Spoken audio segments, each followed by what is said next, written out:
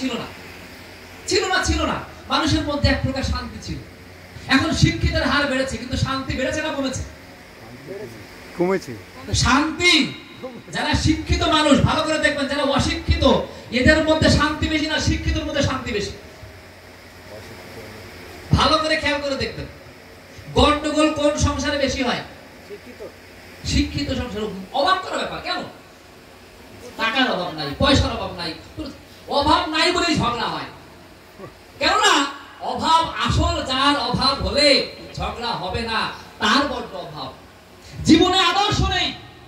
জীবনে যদি আদর্শ না থাকে, জীবনে যদি একটা আইডিয়াল না থাকে, যাকে ঘিরে শান্তিতে থাকা যায়, ওরকম একজন শান্তিময় পুরুষ, শান্ত পুরুষ যিনি, তাকে যদি আমার জীবনে এস্টাবলিশ না করতে পারি, জীবনে শান্তি খুঁজে পাওয়া যায় না। তাই কি হয়?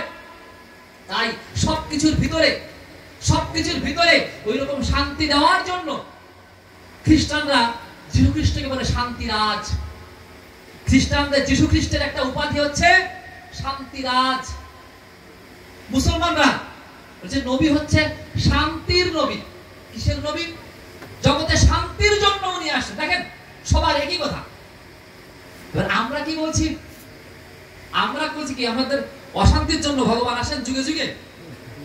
যদা যদাহি ধর্মস্য গ্লানির্ভবতি ভারত অভ্যুত্থান অধর্মস্য তৎপরম সৃজনমহম পরিত্রাণায় সাধনাং বিনাশায় চ দুষ্কৃতম ধর্ম সংস্থাপনার্থায় সর্ববিজয়ী। তাই তো?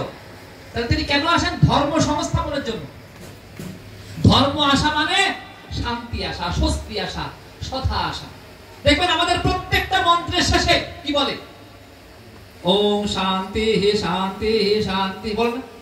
এটা আপনি মন্ত্র বলেন আর ওম শান্তি শান্তি বলেন, কিন্তু শান্তর ভাব আপনার মধ্যে আসলো না, তা হবে? যদি সকালবেলা প্রার্থনার আগে লক্ষ্মীর পাঁচালী বেশ কিছু অংশ পাঠ করলো, আপনি প্রত্যেক বৃহস্পতিবার লক্ষ্মী পূজা করেন, কিন্তু আপনি নিজে লক্ষ্মী হলেন না।